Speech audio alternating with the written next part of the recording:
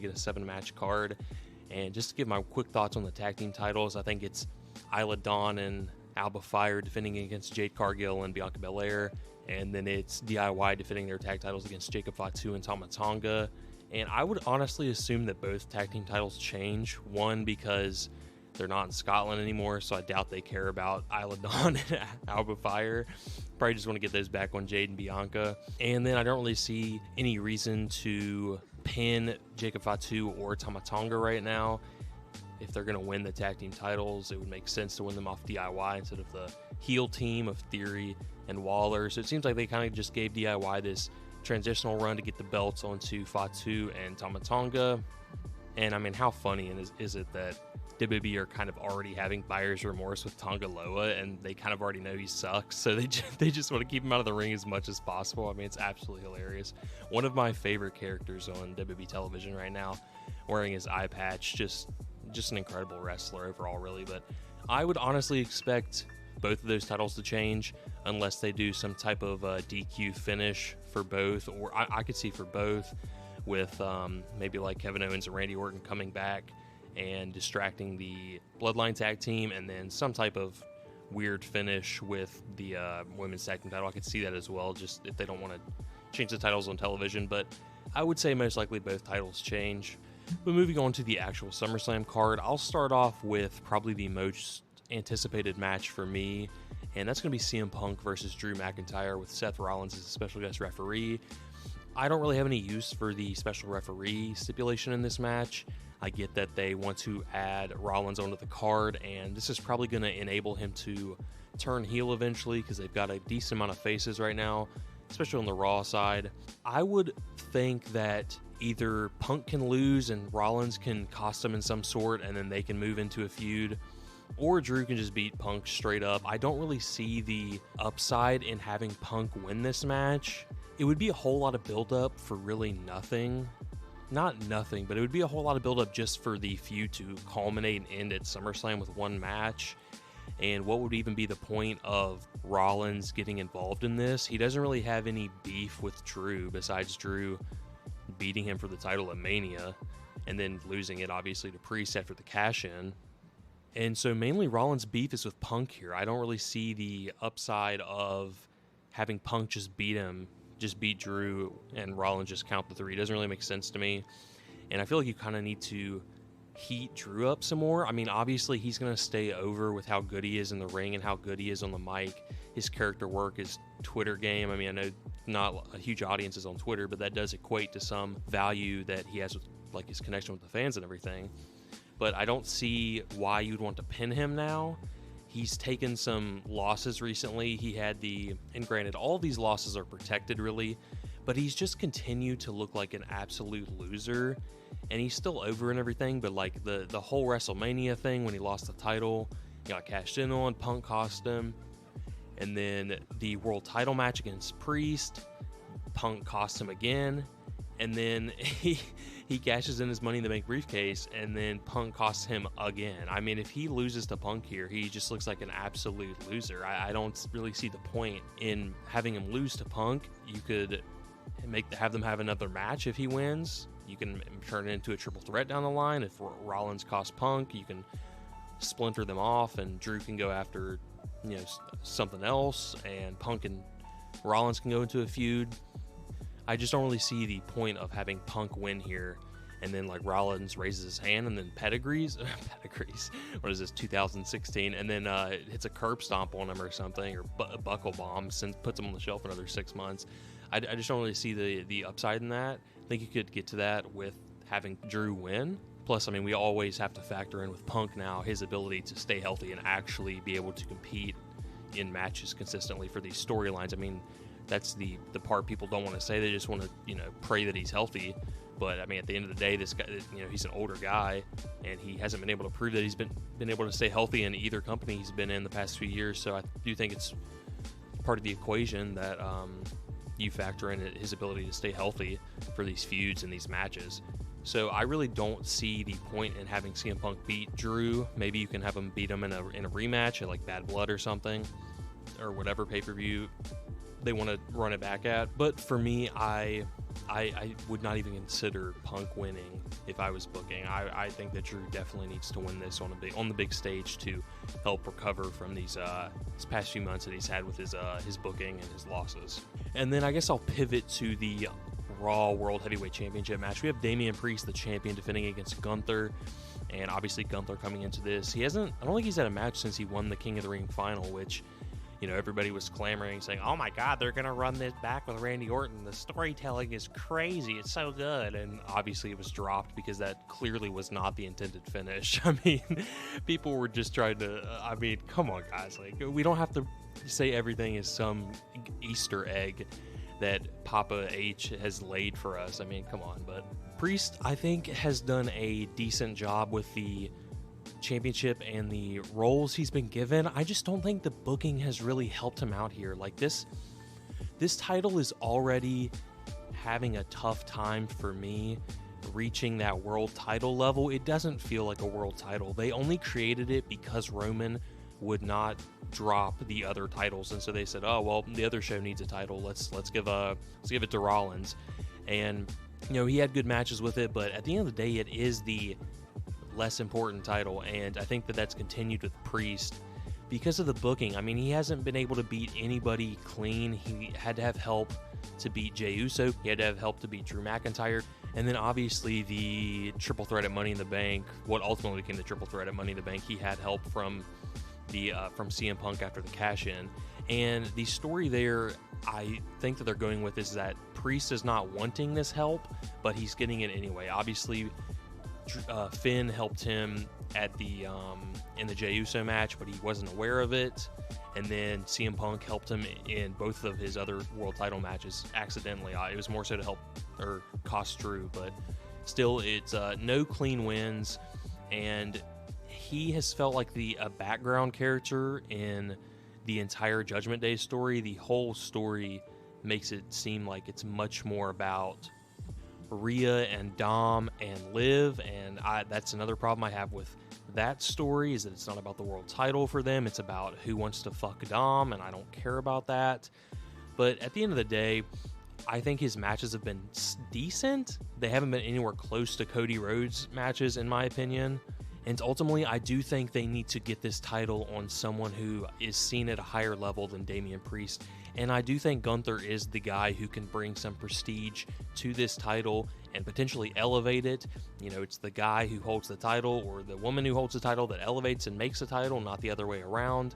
Case in point, with the IC title with Gunther, people actually treat that with reverence now, as opposed to many years ago when people did not care about it at all. You got people like Zack Ryder holding it for a day, and then you got so many reigns with The Miz and everything, and nobody cared about that title or who held it, but now they see it in some type of prestigious light, and that's really all thanks to Gunther and his match quality and his work.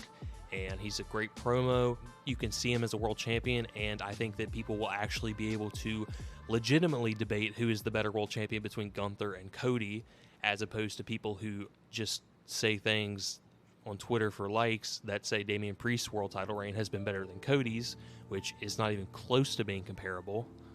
But I'm done with that rant. For the actual decision within the match, I personally would not have Damian Priest beat Gunther. I think Gunther is the correct decision here. And I mean, I've been pretty spot on with all these Damian Priest match predictions. I thought that he was going to beat Rollins as well, which I mean, technically he did, but not in the way that you would normally think. But I really don't see the point in continuing the Damian Priest world title run, especially with the Judgment Day breakup on the rise, and I don't really see anybody better to get the world title on to Gunther. I don't really see the point in waiting until Bash at Berlin, because they want to go with this Gunther heel run. I think they're going to have a babyface that can match his reaction he's going to get there, and I don't think that's going to be Damian Priest. I don't see a reason to keep the world title on Priest now. I think it's the correct time to crown Gunther, and I do think there's going to be a new World Heavyweight Champion, and I'm going to say that Gunther beats Damian Priest, either by some type of Judgment Day shenanigans. They try to help him, and finally it backfires and costs him, and maybe the helps him is in quotations. Finn Balor wants him to lose the title. Whatever the case may be, I would just have Gunther beat him clean. They can do the breakup of the Judgment Day after the fact, But I could see some type of interference spot that has Priest angry at the rest of the Judgment Day, since they're also not on the card, because the tag team titles are never defended on these cards, surprisingly. But yeah, I see Gunther beating Damian Priest for the world title. And I'll go ahead and move on to, I'll just do the whole entire Raw side, then I'll move to the SmackDown side. We have Liv Morgan, the Women's World Champion, defending her title against Rhea Ripley. And this is our very popular storyline. A lot of people are really into this, are really loving this. And I think this personally sucks. I really don't like the storyline. They're treating the world title as a secondary in this story. And there's really no reason it should be. Like, I mean, I understand that Liv Morgan wants to, like, get in the head of Rhea Ripley and take everything from her, but it's like, you already have the world title. Why do you care? I don't. It just feels like a very, like, 2012 to 2014 in between their, like, Divas butterfly belt storyline that I'm just not into. I don't care who Dom wants to fuck. I don't care who turns on either of them. I just really want the Judgment Day to break up. I'm tired of them in their clubhouse playing PS5. Their 17 backstage segments that they have every single week. I'm just over it. I want them to go in a different direction. And I honestly don't really care who wins this match. I think that Liv Morgan winning makes more sense, because it seems like they're going to, or at least what a lot of people think, they're going to have some type of swerve with either Dom choosing Liv or Finn and JD choosing Liv and costing Rhea, something like that. It does seem like they can continue the storyline for a lot longer, and so I would doubt that the culmination is here. It seems like they would have a little bit more of a chase for Rhea Ripley, especially considering Triple H's booking patterns. I mean, he might stretch this thing out to the next SummerSlam with his with his speed. But yeah, if you like this, I get it. It's not for me personally. I don't really enjoy it, so I'm going to go with Liv Morgan retaining by some type of shenanigans. It would be kind of funny if Dom just chose Rhea and she won the title back. I would enjoy that. But I'm going to go with Liv Morgan retaining the Women's World Championship. Finishing off the Raw side, we have Sami Zayn defending the Intercontinental Championship against Braun Breaker. It was a rematch. And if you listen to the last podcast about the Money in the Bank review, I wasn't a big fan of how they did the last match. I didn't think that it was a very wise decision to beat Braun Breaker the way they did. I felt like they could have either made it a triple threat match or made it like a much more banana peel type win by Sami Zayn. He kind of just definitively beat Braun Breaker with a one haluva kick after getting kind of dominated the whole match. So I didn't really love the layout of the match. I didn't think it was that great. It was a good match, but I didn't like the ending or the way that they went with it. I mean, obviously, I think that Braun didn't lose anything from that, but I think he could have gained a decent bit. And I do think that he is going to win the Intercontinental Championship here. I really don't see the point in having Sami Zayn beat him back-to-back times. That would be kind of insane. It would be insane.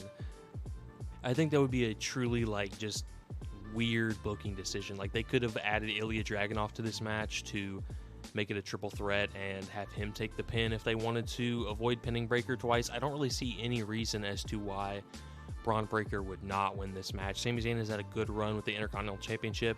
He's had some good matches. His feuds have been good for the most part, and I do think it's time to move on, and I do think it's time to establish Braun Breaker and give him a title just to see what he can do with it. I'm not the biggest Braun Breaker guy. I do think he obviously is going to get pushed heavily in the upcoming years, and he's got a ton of charisma outside the ring. I think his promos are pretty good. Obviously, he can deliver a great spear. I do think that there's something missing with him in between the bells, though. I don't think that he really has many great matches unless you pair him up with like some of the best in the world, like Ilya Dragunov, who could probably get a 3.25 star match out of a broomstick. So I think something happens in between the bells. His charisma kind of goes away whenever he starts wrestling. He can hit the big moves, but I'm not ever really like super impressed with Braun Breaker's bell-to-bell work, except for the clips that get posted on Twitter and people saying he has aura, which he does.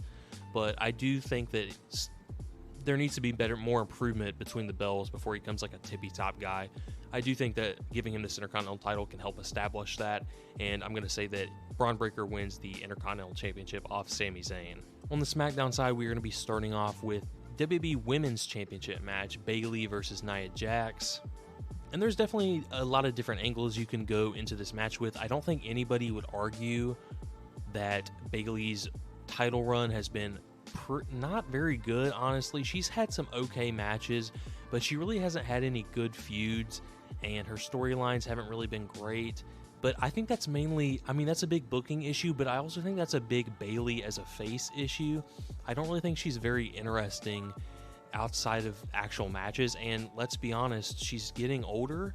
Her knees aren't as good as they used to be, so she's not delivering incredible matches anymore. She did have a good match with Io Sky at WrestleMania, but I give a decent bit of that to Io Sky. She's one of the best women's wrestlers in the world still.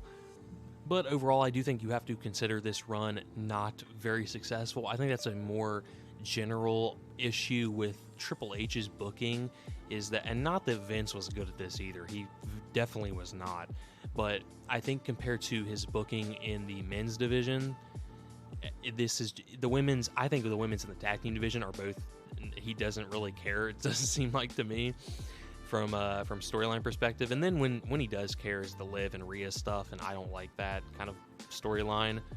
But yeah, this Bayley run hasn't been good, and I do think that it's probably time for a change. Now, would I put the belt on Nia? I mean, I guess. I'm not a super huge fan of Nia Jax. I know people have said she's improved and she's a lot better. She's okay. She's not anything special, I don't think. She's an okay heel. I think that if she's your top heel in one of your brands, I think that's probably an issue. But I mean, I will say, I do think Nia Jax probably beats Bayley. I'll go ahead and predict that she does win the championship. The interesting question is, does Tiffany Stratton cash in and beat Nia for the title, or do they tease that for a while and have her hold on to the briefcase for a while? I'm going to go with the latter. I think that maybe Nia Jax wins, and you see Tiffany Stratton, look at her briefcase and then look back at Nia, and look at the briefcase, look back at Nia, and then raises Nia Jax's hand, and they're like, oh my god, did you see that? Did Tiffany Stratton think about cashing in? And then Wade Barrett's like, oh, come on. God, that was bad. Hey, come on, bruv. She didn't even think about that. She loves Nia Jax. And then so they do that. That was a really good impression, by the way. And they do that for a little bit, and ultimately Tiffany cashes in on Nia and wins. I could also see Bayley retaining, and then Tiffany cashes in maybe, but I'm going to go with Nia Jax winning, and then Tiffany and her, the pairing, they kind of tease dissension, but they stick with each other for a little bit, and then ultimately Tiffany cashes in and wins the World Championship. For the United States Championship, we got champion Logan Paul defending against LA Knight. And I really don't think there's any question here if he's going to win. I think LA Knight is pretty much a lock to beat Logan Paul. I do think it would be kind of funny to have LA Knight lose just for the reaction online. I'm kind of rooting for that, honestly, because it would just be so hysterical to see everybody lose their mind about this result. Which, I mean, like, I get he's over and he's good on the mic, but, like, come on, guy. Like, it's LA Knight. Like, I mean, if we're really going to lose our mind over LA Knight not winning a title, like, people are talking about, oh, he's going to bring prestige to the U.S. title. It's like, this guy had a 3-star match with AJ Styles at WrestleMania. Like, he's not going to bring any prestige to it. Like, he'll be around and he'll say, yeah, and he'll have some matches, but, like, they aren't going to be, like, good. I mean, he's, like, okay in the ring, but I mean, I think Logan Paul's way better than him, but obviously Logan Paul is not around as much. He doesn't defend the title a lot. People don't like that, which I get. I still think he's a good champion. Well, I don't know if he's a good champion. I still would have him around and have him have good matches on the roster when he's available. But I think he could be a good champion if they had him defend it a little bit more, which I think it got a little bit messed up because he had the match against Cody Rhodes for the WWE Championship, and so he didn't have another defense of the U.S. title in there. But I mean, all of his matches are good, and his storylines are pretty solid. So I haven't really been complaining about Logan Paul. I don't really get all the hate. I mean, obviously, him as a real person, obviously not the biggest fan, but I always enjoy when he's on TV as Logan Paul the wrestler. So am I really clamoring for a LA Knight title win? No, not really. I honestly would prefer Logan Paul to just beat him because I think it'd be really funny. But I'll go with Logan Paul. Well, I'll go with LA Knight beating Logan Paul and winning the United States Championship at SummerSlam. And finally, the main event of the entire event, we have Cody Rhodes defending the undisputed WWE Championship against the apparent new tribal chief, Solo Sikoa. And like I mentioned before, I see a lot of people dissing Cody Rhodes' reign as champion so far, saying that none of his stories have been good and he's not intriguing. And I don't really get that. I think his little mini feud with AJ Styles was really well done, and he had 2 great matches. I mean, anything better than anything Damian Priest has come close to. And I even enjoyed the Logan Paul feud, and they had a good match as well. And I haven't even really loved the Bloodline feud that he's had with Solo Sikoa. That's mainly because I really don't buy into Solo Sikoa as this main event heel that they're pushing him as. I do think that him honestly being not very good or engaging helps the Roman return and face turn, because people are clamoring to have Roman back in that role because Solo is not good at it and is outshined by Jacob Fatu on a weekly basis. I think if you had Jacob Fatu in that role, a lot less hunger to see Roman come back to that role and as a face. And people are complaining about the Cody not having a engaging long-term story because we know he's holding the title, because we know that his end game is with The Rock at Mania. And I can see that, but I don't really see why. I feel like if you were into Roman Reigns and his long title reign, I feel like you can't say that Cody's reign has that issue, because there were many times throughout Roman's reign that nobody thought that he was getting beat by LA Knight or fucking Matt Riddle on that SmackDown show, or by anybody until Cody, right? Like, I don't think anybody really bought or were engaged by some of those challengers. And it's like, well, if you're not engaged by those if you were engaged by those challengers because of Roman, I mean, I don't really see the difference between him and Cody in these roles, because obviously, I mean, they set up The Rock and Cody at WrestleMania this year, and look, I mean, that's the type of thing you're going to get with Triple H. I mean, he is going to be setting up these long-term things, and it's going to take a while to get there, and you're going to know the outcome a long ahead of time. But I mean, logically, it makes sense. I mean, that's the trade-off, right? Is that you're going to see things coming a mile away, but logically, it's going to somewhat make sense. So for me, that's not really been an issue with Cody's reign. I mean, I haven't ever considered that he was going to lose any of these matches, but I've enjoyed the stories that they've been told, that they've been telling, and I don't think that they've been told badly. I think they've made logical sense, and at the end of the day, for me, matches is what matters, and he's delivered in ring. So I've enjoyed the run personally. Now, this is probably the least anticipated I've been for a Cody Rhodes defense, because obviously AJ Styles and Logan Paul are leagues better as a wrestler than Solo Sikoa. I don't think that Solo Sikoa is a main event guy or main event heel. I don't think he's on that level. They've been trying extremely hard to get him over to that level, and I don't think it's come across well at all. I just don't buy it, man. He doesn't have that charisma. He doesn't have the charisma. He doesn't have the promo skills. He doesn't have the in-ring work. None of it matters. None of it. I don't buy any of it. It's not on that level for me. So I'm not super excited about the match. I do think it would be really funny if Solo Sikoa beat Cody Rhodes for the title. I think that would be very funny to see the reaction to that. I don't think that happens, though. I think Cody Rhodes retains. And obviously the big thing here is that Roman is most likely going to come back in some capacity after this match. Now, it honestly would make a decent bit of sense if he came back after the match and Solo was the champion, and then he came back for that title. But that isn't going to happen. At least I don't think. So the main event is kind of secondary to the Roman return, and we'll see if how he comes back, and if my boy Longa Tonga, aka Tala Tonga, aka Hikuleo, gets in the mix and debuts and joins some side of the bloodline. But ultimately, at the end of the day, I do think that Cody Rhodes will retain, Roman Reigns returns, and that's the direction we move forward in heading into the next pay-per-view cycle.